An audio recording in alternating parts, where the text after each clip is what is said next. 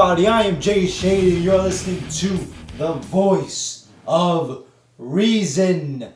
So, here's my little review for Extreme Rules 2014. Can't talk too loud because I was at the show tonight. The show was in East Rutherford, New Jersey, Izod Center. So, when WWE does televised events in my town, I tend to go. So I went tonight, great seats, and a great fucking night. My voice is a little shot, but it was worth it. Very good fucking show. I didn't expect it to be this good. I thought it would be okay, but this was actually a really good show. Some really fucking good matches here. Yeah, there was a dud, a few filler bullshits, but I think the good stuff outweighs all the bad stuff. It really does. Let's go right into it. I got there a little late because these fucking people, I hate the Izod Center. I really do after tonight. They make you, for those of you who don't live in the New York area, let me explain.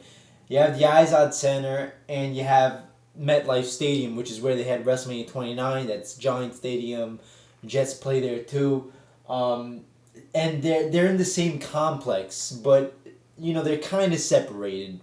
All right, so you have the Izod Center, and then you have the fucking MetLife Stadium a little bit of ways. And for some fucking odd reason, you can't park in the parking lot of the Izod Center. You have to park at MetLife Stadium and walk through this fucking long ass tunnel to go to the Izod Center. It's just stupid. It's really fucking stupid. So I was running through the fucking tunnel to try to get there on time, bumper to bumper fucking traffic. There's some stupid fucking bicycle shit happening in New York. Who the fuck cares about these bicycle shits? So everything was fucking closed. Had to take a bunch of detours, whatever. Get to the Izod Center. So I missed a little bit of the WLC match. Like, that's something, that I care about anyways.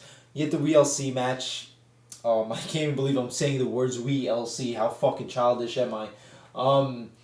I only saw a couple minutes of it. It was shit. Why even review it? This is garbage bullshit. Glad it was on the pre-show, even though you could have arguably had another match on the pre-show that I'll get to later on that I even give a shit about. So let's go into the main card. The first match to kick it off, very fucking good opener. Very good. It was RVD versus Cesaro versus Jack Swagger. Still don't understand why Cesaro is heel. Makes no fucking sense. The guy is, just crying for a fucking babyface push, a babyface turn. You have him starting to kick break up from Jack Swagger and Zeb Coulter. You have him win the Andre the Giant Battle Royal Memorial by slamming Big Show. You have Hulk Hogan present him the fucking trophy. What about that says heel? That sounds like a fucking face turn, no? But, leave it to WWE to keep the guy heel, which makes no sense. But anyway, very good match. It was a triple threat elimination match. A lot of good moves. RVD looked good here. Did some good vintage RVD stuff. Good power moves from Cesaro. There was a nice spot where Cesaro did that suplex from outside the ring into it, over the turnbuckle, and then RVD does a 5-star frog splash to Swagger and eliminates Jack Swagger. It comes down to Cesaro and RVD. The guys did some good fucking stuff.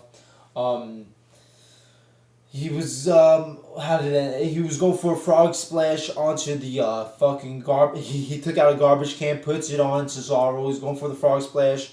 Cesaro moves out of the way. He does the neutralizer onto the garbage can, and Cesaro picks up the victory. The right guy goes over. Very good opener. Got the crowd hot. That was one thing about the night. The Izod Center, great New Yorkers, New Jerseyans, that type of crowd.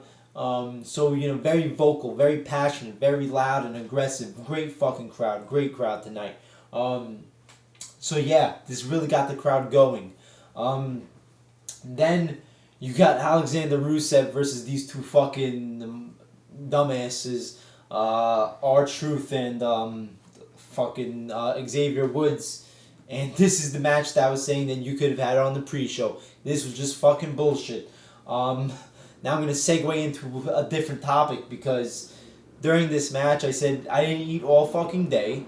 And I said I'm just going to, step out real fast and, get some fucking snacks. It's snack time. It's popcorn and nacho cheese time, okay?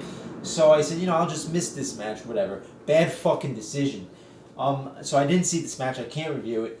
But I will talk about the fucking concession stand. I will review the concession stand. And I give the concession stand of the Izod Center 0 fucking stars. Ridiculous. Fucking ridiculous. So I go during this match to the concession stand to get some popcorn, nachos. Apparently nobody wants to see this match because everybody's at the concession stand, but it's not that long of a line where you think you could be waiting 30 minutes, which is what I waited. The thing is, this is all pre-made food. You have popcorn in boxes. You have bottled soda. The nachos in a bag. The cheese cups in a cup, pre-made. And this fucking shit was ridiculous. It took like 5 minutes for each person to finish up their order. Just unbelievable. The Izod Center fucking blows dick. Really does. Unbelievable service. These fucking people behind the counters are dilly-dallying around doing absolutely nothing. Working in slow fucking motion, This is just ridiculous. And because of this shit, I missed Wade Barrett versus Big E. I got so far in the line when I heard Wade Barrett's music, I was like, you know what? I'm not gonna leave. I didn't stay here for fucking nothing. I need my popcorn and nacho cheese. But I missed the Wade Barrett match, which I actually did want to see because I wanted to see Wade Barrett win the title because I knew he would. My friend watched, he said it was a decent match, but I'm very glad that Wade Barrett goes over. I'm very fucking pissed at the Izod Center, though. It's fucking ridiculous. A guy ahead of me, he orders 3 popcorns for his kids and 3 sodas. 3 popcorns in the boxes. All you have to do is take the fucking box off the shelf. Take the fucking soda out of the refrigerator. Why the fuck does that take 5-6 minutes? Just ridiculous. Very ridiculous. And they're opening the soda caps and they take away the soda caps. You can't hold on to the soda caps. What the fuck is this? How does that make sense? What if I want to close my soda? What if I want to, keep all the carbonation in it? I want to save it for later. Why can't I take the fucking bottle cap? Just horrible. Horrible. Fucking nightmare. So I missed that match, unfortunately. But anyway, I heard it was decent. I trust my friend and I'm glad Wade Barrett got the IC title. Then I got back just in time for the Shield versus Evolution. Match of the fucking night. What a fantastic match. Really was. Match of the year candidate easily. Great spots. Spot after spot. It starts off, not, I want to say slow, but at kind of a normal wrestling these days pace, but a good one, not to say that it was slow and boring. But it just goes fucking frantic towards the end, and I loved it. I loved every second of this match. You had great false finishes. There were moments I thought Evolution was going to win. And then you have them going into the fucking crowd, and Triple H, Dean Ambrose, Rollins, and Randy Orton, they're in the crowd and they're right fucking in front of me, right in front of my seats. I was right by the WWE panel with Booker T and Sheamus. But they're right in front of me, fucking brawling and shit. Seth Rollins jumps over the fucking railing, just insane fucking spots here. Dean Ambrose running across the announce tables to, jump onto Triple H and Randy Orton. Roman Reigns picks up the win over Batista for the Shield. Just a fantastic match. So many spots. So many, awesome moments. And I don't say that word lightly, And people who watch my reviews know how much I hate the "this is awesome" chants over every fucking match. But this was a great match. This really was an awesome match. Easily match of the night. The right guys go over. All the right guys went over in this pay-per-view, pretty much. Yeah, they did. Shield wins. Gotta tip my hat off to Evolution, Last WrestleMania, all of them give Daniel Bryan his moment. Let Daniel Bryan go over all of them. And they did it for the Shield tonight. So, if you want to bash anybody, bash John fucking Cena. And what an appropriate segue to this fucking dud. This shit of a match. Because those Evolution guys, before you talk about Triple H shovel burying everybody, well, he hasn't done a lot of burying lately, has he? No, he's put a lot of people over. Unlike this fucking guy, and if I could scream, I would, but I can't because my voice hurts. John Cena and Bray Wyatt. What a shit match. This saved it from being a truly fantastic show. If this match delivered, this would be a fantastic show. This was the dud of the night. The cage match. You know, I would have no problem if this was just a badly wrestled match and just a boring match. It'd be like, okay, whatever, badly wrestled match. But just the whole stupid shenanigans and hijinks and storytelling. Oh my god. Not only was it badly wrestled, but all this stupid shit. All this Cena versus the world and Cena still not going down is just ridiculous. This is, it's not like hyperbole at this point or exaggeration. It's like you have people exaggerate how they book Cena, but this was not an exaggeration where they made Cena look like a fucking comic book character. I know summer's coming, it's time for summer blockbuster comic book hero movies. I guess this one is the first one to come out. Cena versus the fucking world. It was ridiculous. You have Luke Harper and Eric Rowan just doing everything they can to interfere in the match. Cena could have escaped millions of times, but Eric Rowan or Luke Harper had to bring his ass back into the cage. Eventually, they go into the cage and Cena just beats them. And there's this one point where John Cena is about to escape, and is John Cena standing, and there's Bray Wyatt laying down on the mat, fucking Luke Harper laying down on the mat, Eric Rowan laying down on top of the cage, It's like Armageddon shit. Like he just ended the fucking world and Cena's the only one left standing. It's just so cartoonish. So much bullshit and comic book bullshit.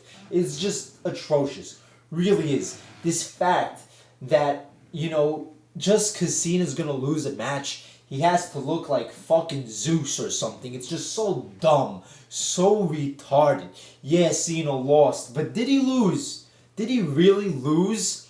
Yeah, it says Bray Wyatt defeated John Cena. But, it's like Bray Wyatt won because a kid was singing He's Got the Whole World in His Hands. So was that really a victory? I don't think so. And they're going to play it like, oh my god, John Cena was pushed to the limit. What is going to happen? How is he going to redeem himself? How is he going to get back up from this? Bullshit. You had Cena just destroying everybody in this match. Horrible match. And it wasn't even wrestled good. It was just horrible, man. I've never seen such bad fucking storytelling, This ranks up there with the Miz I Quit match where Cena was just getting beat for 30 fucking minutes and then just comes back in 2 seconds. But this was ridiculous because you had the whole fucking Wyatt family and they all look like the Keystone Cops. Fucking just buffoons, just little goons, like little fucking henchmen, little, Joker's little dispensable henchmen. It was just ridiculous. How does this make Bray Wyatt look good? How? It makes him look like a fucking joke. It makes him look like a fucking douchebag. That's all it does. Just dumb, really fucking dumb. I can't stand this motherfucker. I really fucking can't. He's got to move along.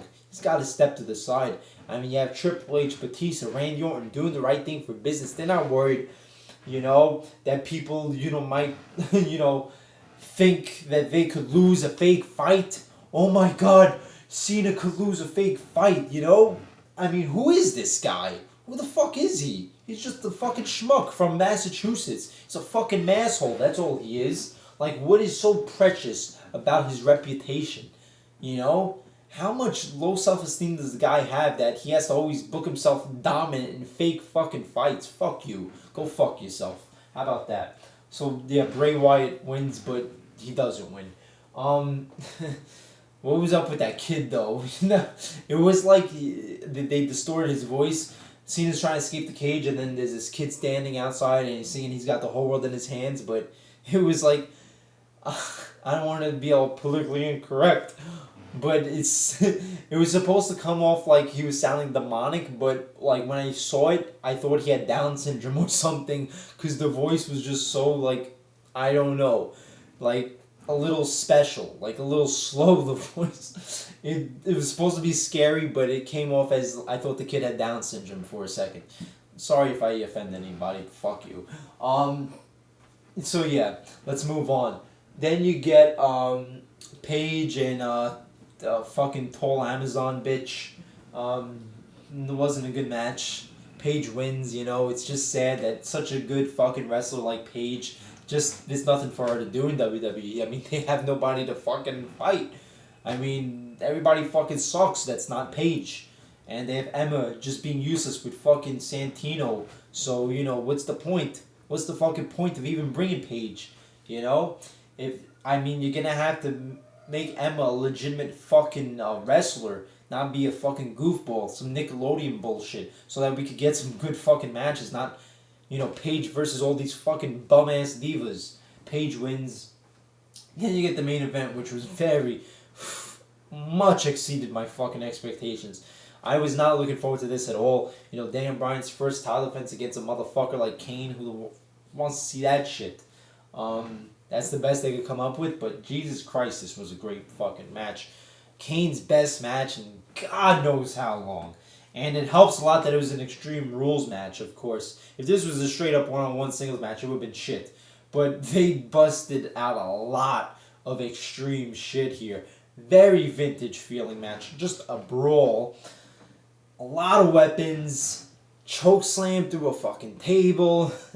They take it backstage, which was awesome. It's like reminds me of the Attitude Era when they would fight all over the place. They did a nice throwback to Rock Mankind with the forklift. Daniel Bryan puts Kane on the forklift and he drives it out to the ring. Drops Kane off. Daniel Bryan goes on top of the platform of the forklift and does the flying headbutt. And then the epic spot with the fucking table and the fucking lighting the table on fire. Oh my god. With just fucking great. This was extreme. This is how an Extreme Rules pay-per-view should be. You have Kane with the lighter fluid putting the table on fire. I didn't think I would see that in this day and age. And Daniel Bryan knocks him off of the apron and Kane goes through the flaming fucking table. Daniel Bryan hits him with the fucking knee to the face. 1, 2, 3. Daniel Bryan still retains the belt. Fantastic match. Great match. I don't know if it was as good as the Shield versus Evolution, but very fucking good. 2 fantastic matches on the card. A very good opener. It was I guess a decent Intercontinental Championship match. But the thing is, the Shield Evolution and the main event took up so much time that it already gives it a good rating in my opinion. The only bullshit here was, I guess, Alexander Rusev versus the 2 schmucks, the Divas match, and the Cena. The Cena brings it down quite a bit. Oh god, that fucking Cena match was atrocious, man. Really fucking horrible. But overall, it's been a while since I actually went to a really good fucking show, and this was a really good show. Very enjoyable. Crowd was fantastic. Very good crowd. And when it's a very good crowd, it usually results in a very good show. But not just the crowd, the matches were very good. If you didn't watch the pay-per-view, check out the Shield Evolution match and check out the Daniel Bryan Kane match. So yes, 2 thumbs up. Like the show a lot. Sorry, I'm just watching recap of the NBA playoffs here. Brooklyn Nets won. Anyway, I won't be able to do the Raw review tomorrow. I don't think I'm going to be able to watch Raw tomorrow because you have Rangers playoff hockey tomorrow at 7, I think. And also the premiere of the new series of 24. So I'm going to, watch those things. And then I'll watch Raw late at night or early Tuesday and do a review on Tuesday. So, yeah, there you go. Like Extreme Rules, good fucking stuff. As always, I'm Jay Shady, the voice of reason. Like, comment, subscribe, and I'll see you later.